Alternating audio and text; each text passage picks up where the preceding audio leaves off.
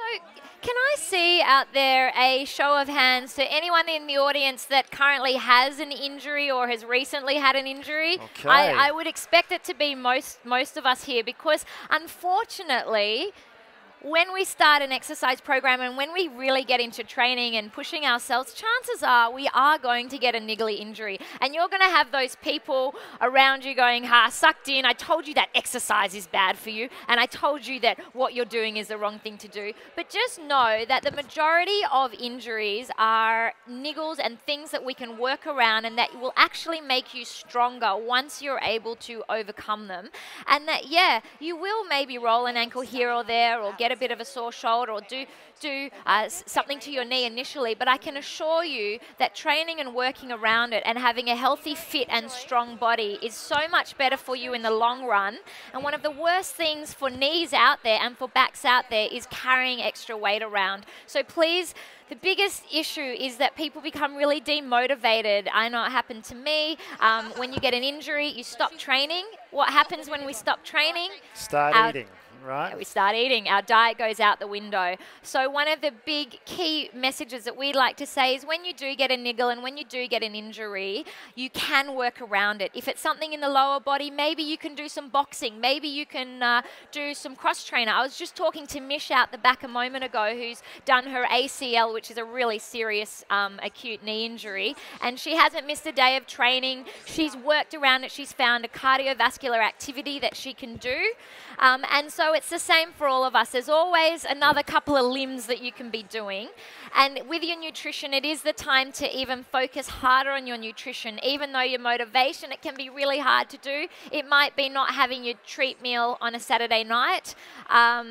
It might be that you need to start writing down what you're eating again. If your goal is, when you are in a bit of downtime with an injury, think about your goal to maintain and not gain. And if you can do that throughout your injury, then that's great. But that's Tim right. today is hopefully going to talk us through some of the common injuries that you will experience, and hopefully we can prevent them from happening, or at least how to rehab them as well. Exactly. Okay, so we're going to divide it into 4 parts: lower backs, hip and pelvis, knee and leg, and then lastly shoulder. So these are the most common things that people are going to encounter when they're doing exercise and training, not just in the gym, but outside in the football field, outside running, outside doing your own training. So, lower back injuries, lumbar disc bulges. Put your hands up. Who has been diagnosed with a lumbar disc problem or had one in the past? Okay, that's a few of you already, so you guys will be interested in this. This is also for people who have got signs and symptoms of lower back problems, lumbar disc problems. They might not know that they've got one maybe on the way. It's because it's a very common problem. So this is learning about how to identify this, not self-diagnosing, but identifying whether you've got this, maybe this sort of problem, and then trying to apply management strategies to make sure that doesn't turn into a big problem. So when people have got lower back disc pain, it's usually an aching pain when they've been sitting, or after lifting, or after bending forward. Okay, so sitting, lifting, bending forward. And you can have pain that shoots out one side, a little bit of an ache coming around the back of the hip. You can have it going down your leg, and then it might stop going down your leg. Worse signs are things like pins and needles and numbness, so that's more of a worse sign. But these sort of problems can come and go. You might find you don't feel it when you're standing, walking around, but as soon as you sit for 2 hours, then you start getting an achy lower back. It might be in the car for a long journey, and not necessarily happening from exercise. It might be the cause that you sit for too long, or you bend over in the garden for too long, and then you notice it when you're exercising.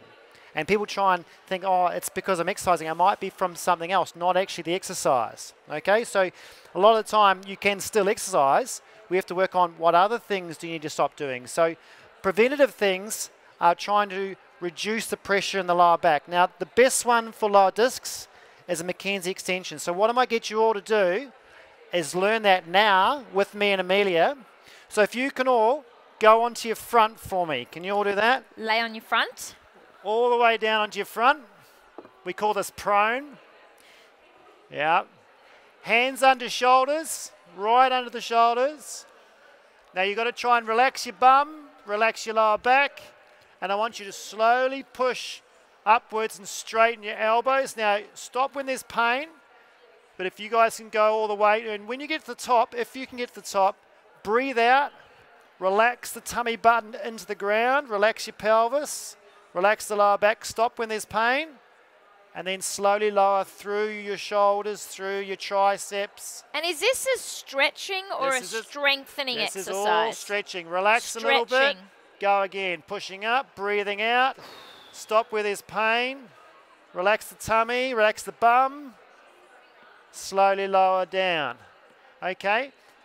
You got that one? So this is good for anyone that experiences... Pushing up, breathing out. Going to where there's a bit of tightness. Relax, and down again. Now the general rule is about 3 sets of 10 in a little session. By that third set of 10, you should be feeling better, not worse. If you're feeling worse, you're either going too high or you're doing too many. Okay? So that's a really, really good one for you to do. The second thing is trying to make sure when you do things like squats or deadlifts, you need to maintain a neutral spine. A lot of the time people aren't maintaining a neutral spine because their core awareness is not so good. They might be too tight. So if Amelia does a squat, if she sticks her backside out too far, she doesn't maintain neutral. If she's got too much curve here, then you can't maintain a good core stability and the discs get a bit of pressure. So what she's got to make sure is when she starts, if you start again a minute, she doesn't stick her bum out. Okay, she's got to be neutral, so the bum's in a little bit, so the pelvis is level. And when she squats, she's got to maintain that, so when she gets down to the bottom, there's only a very slight curve here, okay, not a really exaggerated one. All right, so that's maintaining neutral. The other thing too is when you squat, if you go too low, if she keeps going, she loses it again. It goes round.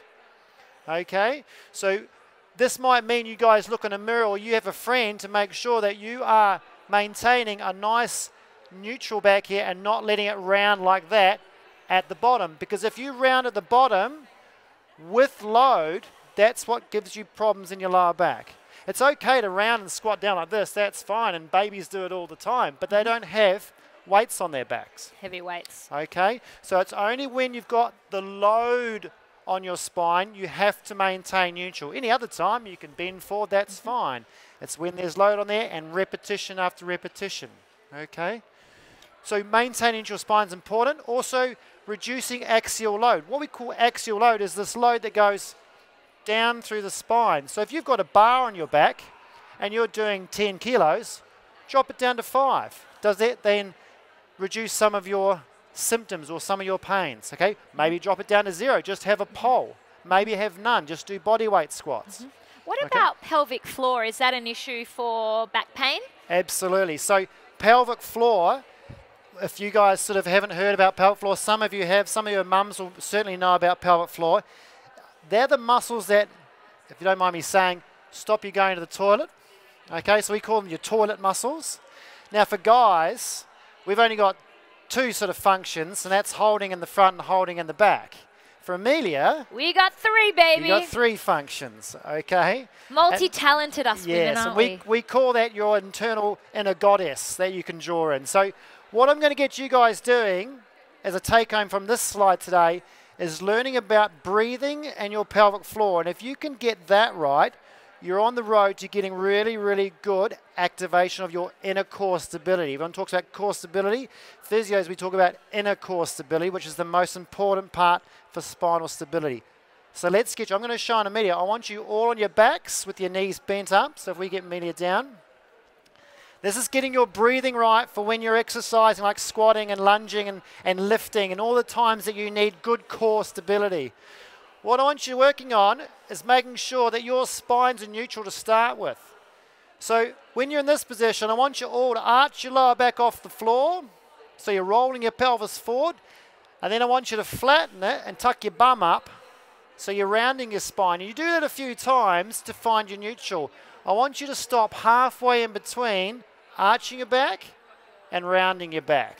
And then from there, what we've got to try and work on is when you breathe out, I want you to try and slowly lift up your toilet muscles. So it's like you're stopping yourself going to the toilet So if you can, when you breathe in, you let everything go. When you breathe out, you slowly draw up those toilet muscles as you breathe out.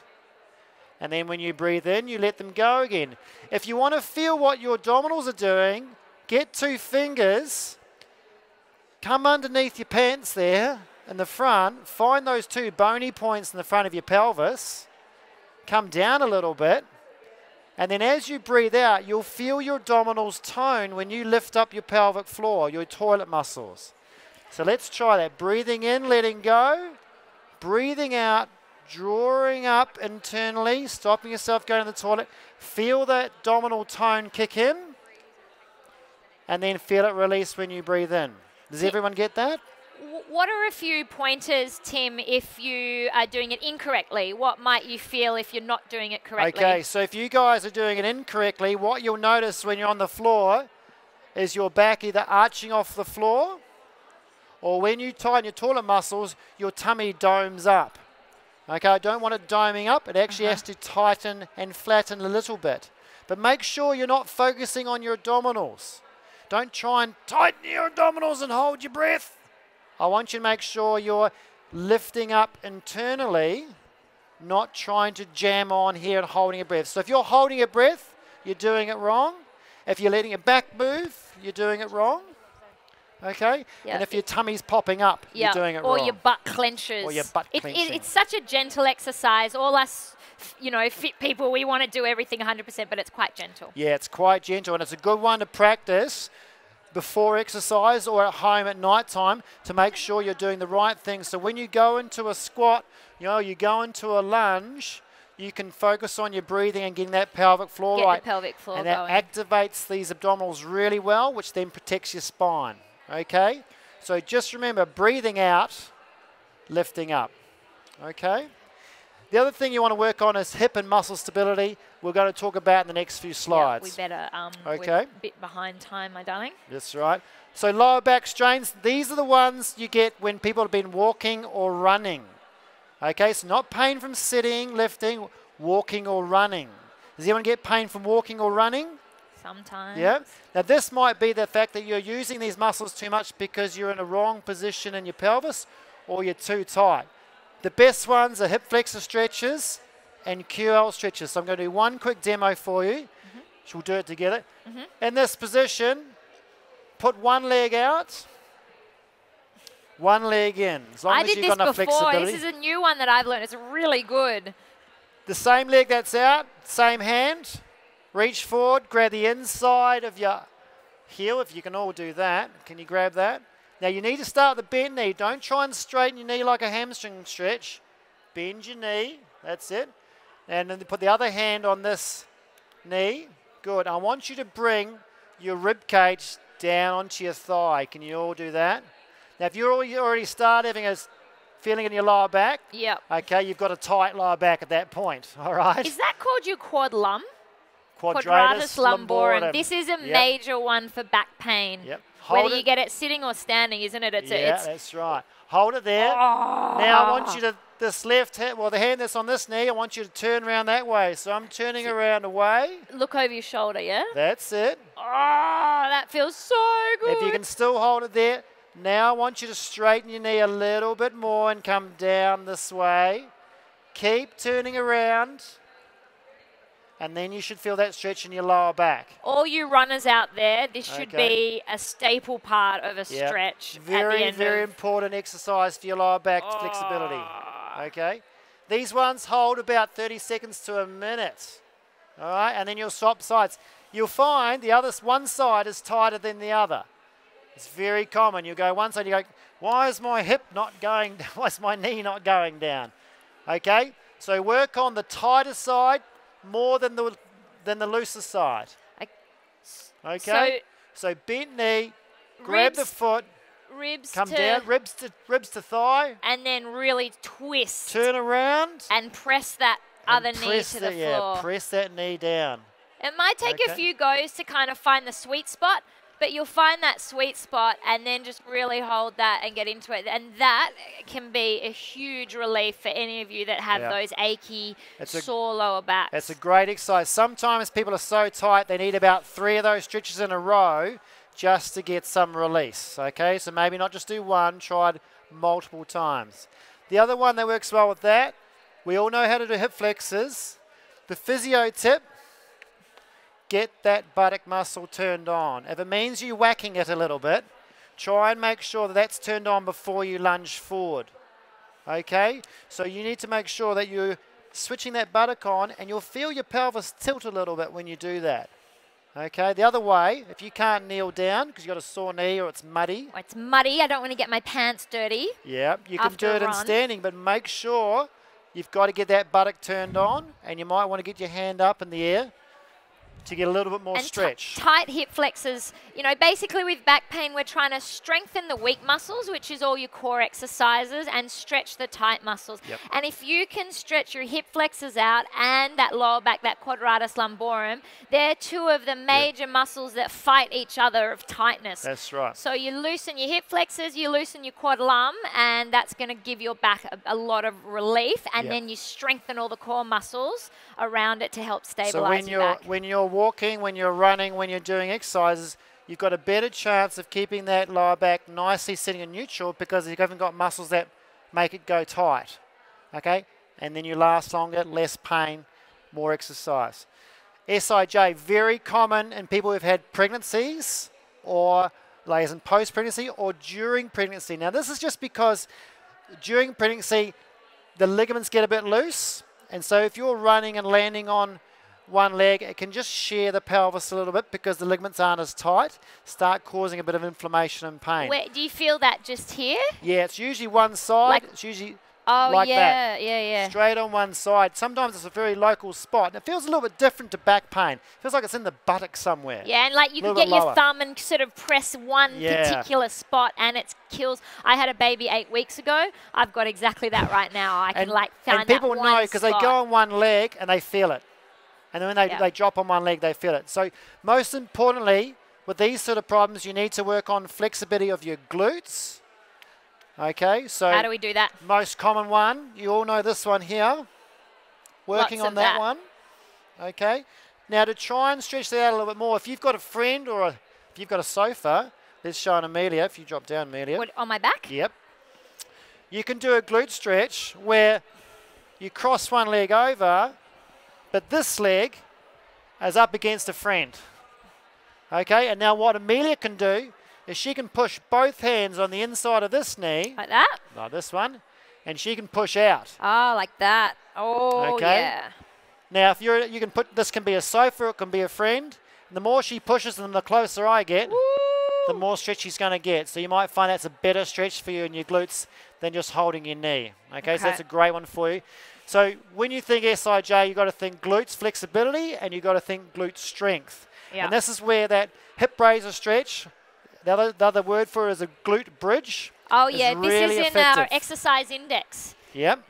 So coming up on two, trying to lift one leg and stabilize on one. And when you do that, you've really got to squeeze that buttock to turn that glute muscle on to help stabilize that sacroiliac joint and keep it protected. Okay, so that's a really good exercise for you to do. If you can't do it one-legged, if it feels like you're a bit weak, go up on two and then try and raise one. And this is what we talk about, you know, just because the exercise hurts, you change the exercise, you modify the exercise. Even if that is a wee bit too hard for you, you just do two legs up and down. So it's just a normal bridge or normal hip raise. Okay? It's the old Jane Fonda exercises. I knew she was onto something way back when. All right, second hip and pelvis, hip flexors. So this is pain right in the front of the hip. So not in the groin, right in the front of the hip. Very common with runners. All right, and this is usually an overuse. So what happens is the muscle or tendon gets a little bit weak from overuse because something's not working properly, and it's usually the culprit is what's behind. Yeah. Okay, so again, we've got to get on this glute muscle strengthening. So making sure you're getting your glutes working, especially on one side more than the other, on that weaker side, and then making sure you stretch those hip flexors that we talked about. Yeah. Okay, so if you've got any problems with the hip flex, if the glute muscle's not working very well, you might find that there's a weakness here. You might need some specific exercises, but start off with stretching it out and then strengthening not just this, but strengthening that. And those hip raises that I just demonstrated are so good for testing whether you can switch your glutes on or not. If you find them really hard, particularly on the single leg, then you know that you probably need to work on switching on your butt muscles. And you can do those in the TV commercials. You don't have to do them as part of your workout. You can just find, you know, a couple of minutes throughout the day, lay on your back, have a quick stretch, and do those glute hip raises. Exactly. Knee and leg. So this is really common. Patellofemoral and ITB. Patellofemoral just means kneecap, the pain around the kneecap, okay? And that ever common ITB down the side here, where it gets really tight, sometimes gets a little bit inflamed. So this is when people might exercise or go for a run and the pain starts wrapping around here a little bit. It can stay here. Sometimes it can wrap around the front. Sometimes it can be a little bit on the top. A lot of the time, this pain is not an injury just yet. It's the soft tissues going, oh my goodness, what are you doing? Usually because your biomechanics are not absolutely perfect on one leg. The way I recognize that is, if you guys are left-hander or right-hander, if you imagine, most of you could probably, if you're a right footer, you could kick a ball with your right foot, or you could throw a ball with your right hand, but you can't sort of do it with your left and you can't throw with your left. Okay, so there's a coordination, there's biomechanical differences left and right. So when we go running, they're still there. And it's just a matter of time or a matter of distance when those problems come up. And it might be because your knee's rolling in, it might be because your hip's dropping down. But again, we try and use leg, thigh strengthening and glute strengthening exercises, and we just modify them a little bit to try and do them without pain. Yeah. The thing that frustrates me the most with running is you get people saying, I've got dodgy knees, or I'm just not designed to run, or I've got a knee injury, that's it, I can never run again. When most of the time, all it is a simple imbalance where you've got tight muscles and weak muscles fighting and arguing, and you've got this coordination thing. And if only you can loosen up the tight muscles, strengthen up the weak muscles, the knee pain disappears. But the problem is knee pain is so excruciating and it affects everything that we do that we just go, you know what, don't want to run, don't want to do exercise because I've got dodgy knees. Yeah, so if you've got ITB or patellofemoral pain, you've got to work on that rolling the ITB out. Now, the best one's a foam roller. If you don't have a foam roller, maybe try a rolling pin. I use a rolling pin at home because my dog ate the foam roller. So I just use a rolling pin. Sometimes I put a towel over it. But you can get a bit of PVC piping from Bunnings for, you know, $5 or something, or just order a foam roller. We have a great video on the program, Tim teaching you how to use the foam roller as well. It is a staple. It feels that is absolutely essential that you work on. Whatever pain you've got around the knee, you've got to work on your ITB flexibility with the foam roller. It's the best way to loosen it up. And things like, if you're doing lunges, right, so if you're doing lunges like this, and you're starting to get knee pain, or if you're lunging forward and you're starting to get knee pain, you need to try and modify the exercise because a lunge is really good for your glute and your thigh stability. So if you stop exercising or stop doing, you might actually get a little bit worse. So we've got to try and modify the exercise to not be painful. The best thing I can offer you, I'll show you this way.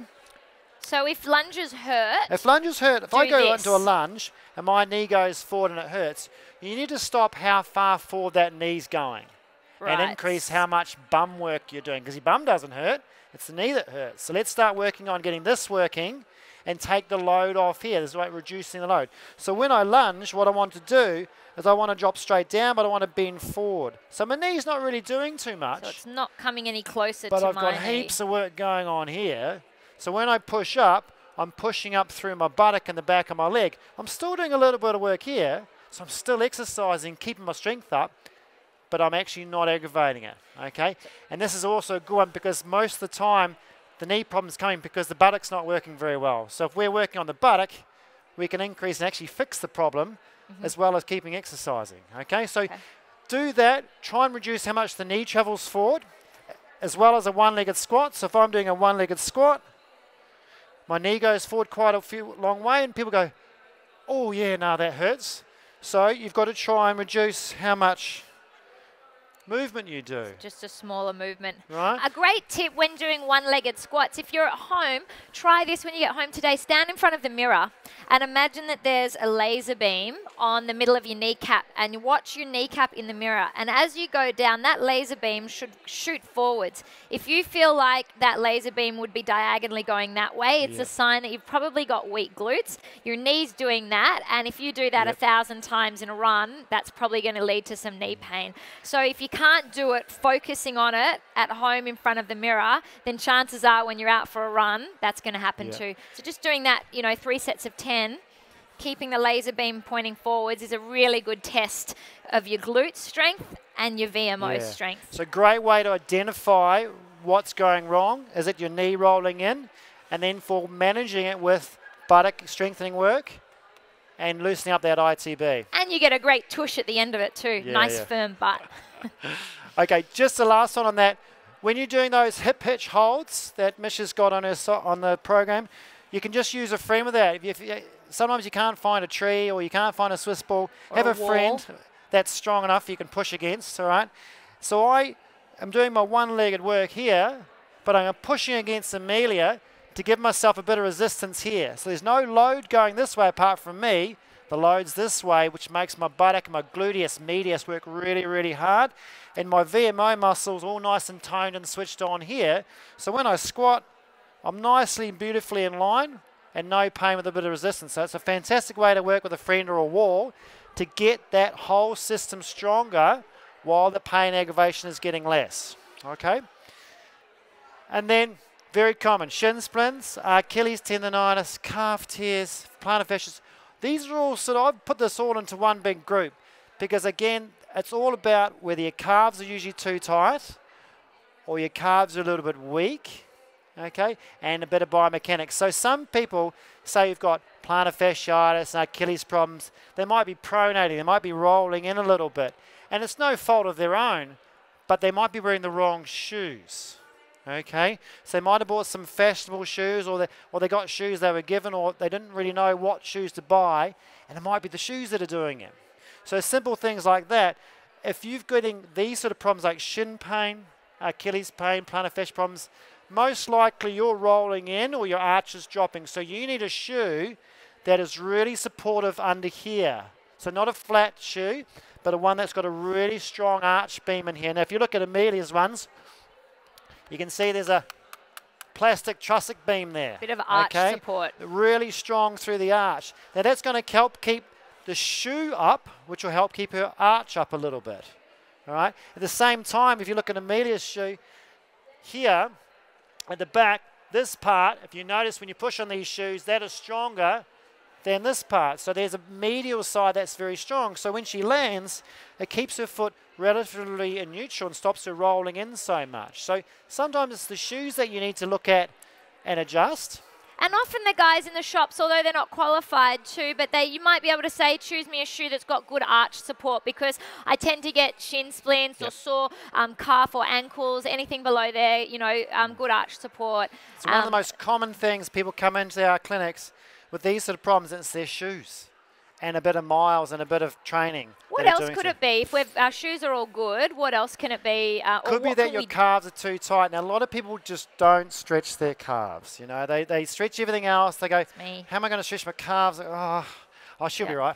And they just go out for a run. They go out cold or they go out tight, and the calves feel tight, and then they loosen up during the run. They go, oh, that's okay. But it's the problem happens when they're tight. So that phase of when you start and when they loosen up, that's the injury phase part, okay? So you've got to stretch your calves, and whether that's holding up against someone and working on stretching your calves out against the wall, that's down the thing. A step. Step's my favourite. You can do them like this, okay?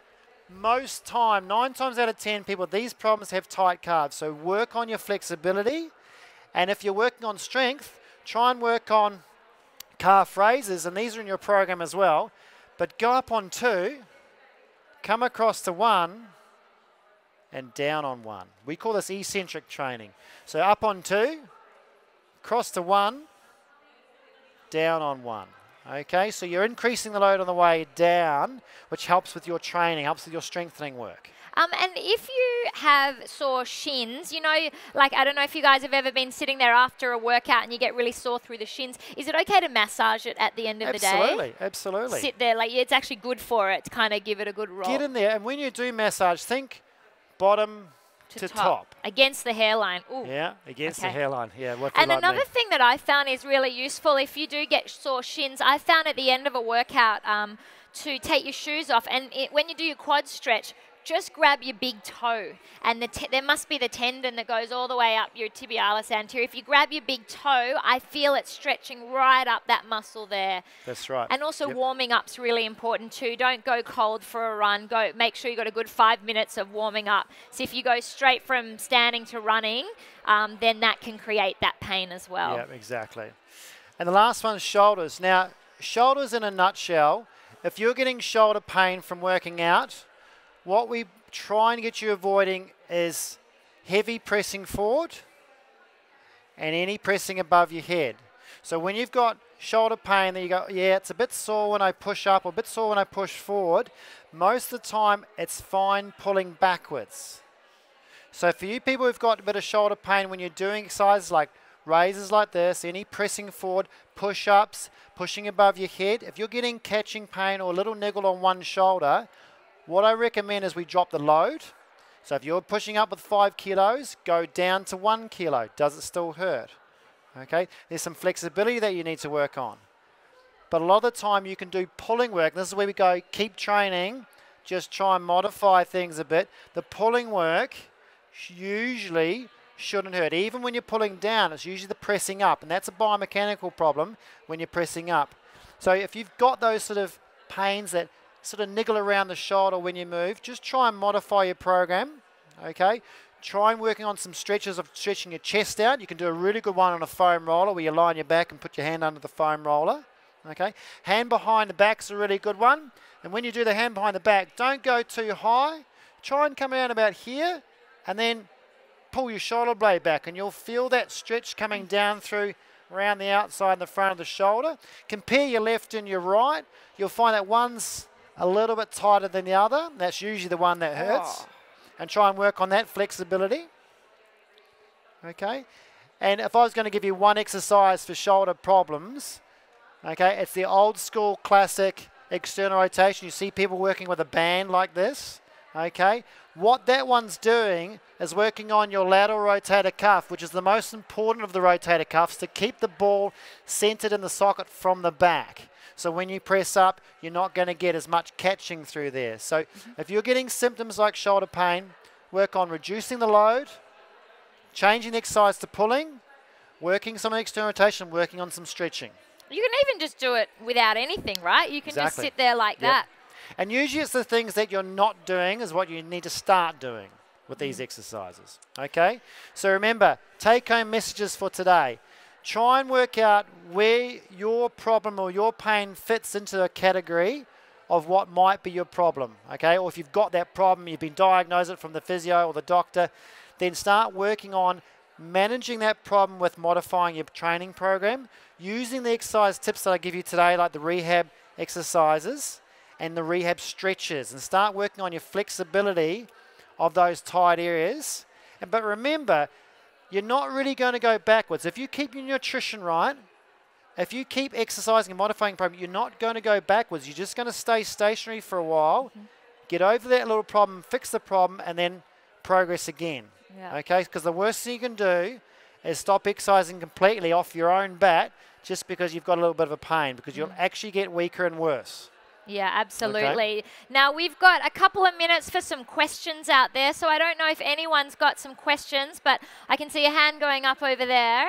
Karen will just bring a microphone around. Hi.